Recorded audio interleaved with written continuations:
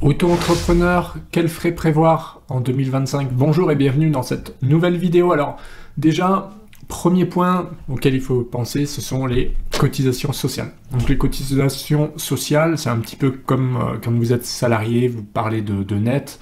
Le brut en net, vous perdez environ 25%.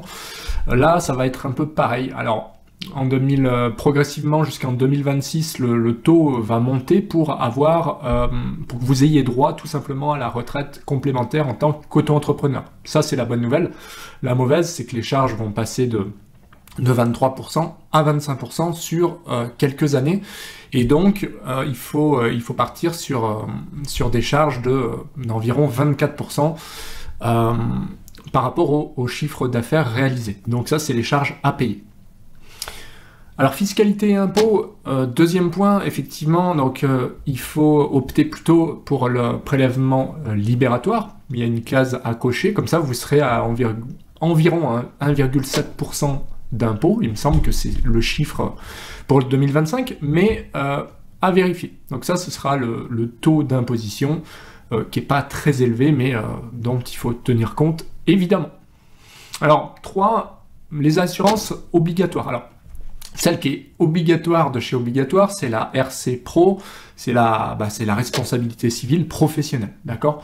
Donc celle-là, vous pouvez aller voir soit avec votre banque directement, soit aller voir un organisme privé, on va dire, un autre organisme qui fait vraiment de la RC Pro. Il faut compter 200-250 € par an. Et puis, ça peut aller bien au-delà avec la décennale. La décennale, c'est la garantie, c'est obligatoire, une assurance pour le bâtiment, notamment si vous travaillez en tant que coordinateur, que vous êtes avec le client. Dans ce cas-là, il faut que vous soyez tout simplement assuré pour les travaux, notamment en structure, rénovation lourde, etc. Donc ça, c'est les frais qui, mine de rien, sont assez exorbitants.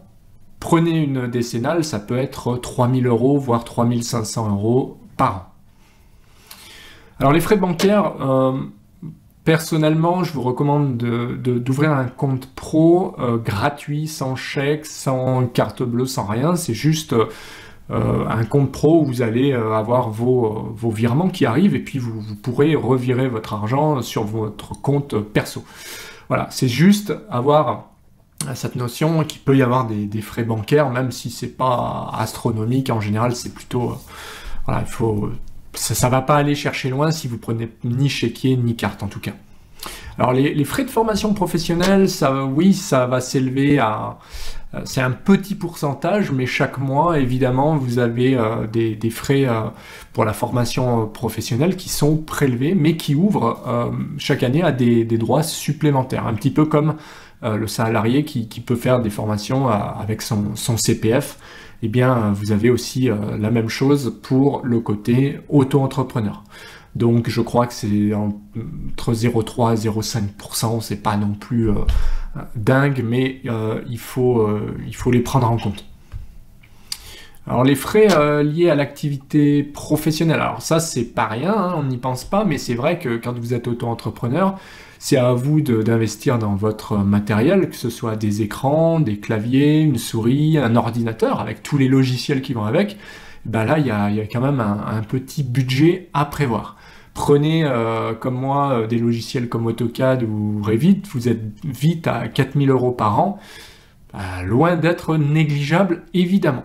Et puis, ça peut être des antivirus, ça peut être des assistants pour la facturation, ou tout ce que vous voulez, autant de frais annexes.